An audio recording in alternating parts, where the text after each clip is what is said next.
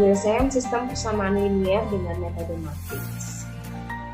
Jadi kalau kemarin kita belajar bagaimana cara menyelesaikan sistem persamaan linier dengan metode OBE, operasi baris elementer. Sekarang kita menyelesaikan sistem persamaan linier dengan metode matriks. Seperti apa itu?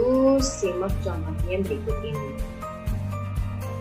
Dalam menyelesaikan SPL dengan metode matriks, untuk hal itu kita harus memperhatikan kaidah AX sama dengan B, di mana A ini adalah merupakan matriks yang diperbesar, koefisien dari matriks yang terbesar, kemudian X ini merupakan matriks variabel dan sama dengan matriks B adalah matriks konstannya.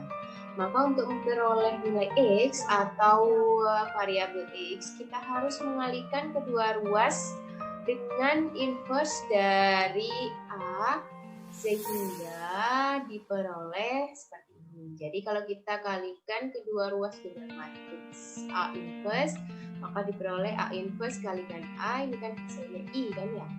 I kalikan X hasilnya X sama dengan A inverse kalikan B, sehingga untuk mencari berapakah koefisien dari atau berapakah nilai penyelesaian dari SPL tersebut, kita harus mengetahui inverse dari matriks A kemudian dikalikan dengan matriks B. Itu merupakan penyelesaian dari SPL dimaksud. Oke, saya akan memberikan contoh di sini. Diketahui SPL berikut: X plus 2Y ditambah 3Z sama dengan 5, 2X ditambah 5Y ditambah 3Z sama dengan 3, X plus 8Z sama dengan 17. Tunjukkan bahwa 1, min 1, dan 2 merupakan penyelesaiannya.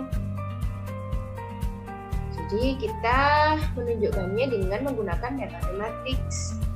Nah, sebelum kita menyelesaikannya, kita harus buat dulu, kita pisahkan dulu. Matriks yang pertama adalah matriks yang berisi koefisien dari variabelnya, sehingga matriks yang sebelahnya di sini atau kita sebut sebagai matriks A ya, di sini 1, 2, 3, kemudian di 2, 5, 3, kemudian 1 karena Y-nya di sini gak ada, jadi 0 ya, kemudian 8 dikalikan dengan matriks yang isinya, yang elemennya adalah konstanta, yaitu X, Y, Z. Kemudian sama dengan matriks B. Matriks B yang di sini adalah konstan, suku konstan dari SPL-nya. Jadi 5, 3, 17.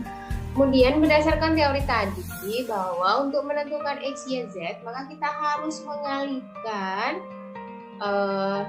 inverse matriks dari matriks yang sebelah kiri ini dikalikan dengan ini ya. Jadi hasilnya adalah X sama dengan A inverse kalikan Y. Jadi kita harus mencari A inverse-nya. Nah, dan sebelumnya itu sudah kita dapatkan inverse dari matriks A. Kita sudah mencarinya sebelumnya ya.